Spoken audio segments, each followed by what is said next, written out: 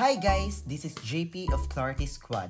And for today's video, nandito kami sa New Point Mall sa harap ng Owl Milk Tea Snack Bar because they're celebrating their 6th year anniversary.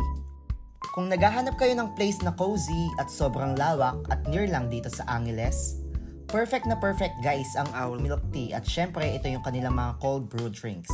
Spanish, sea salt, blueberry at strawberry. Sa mga milk tea naman, meron silang matcha strawberry.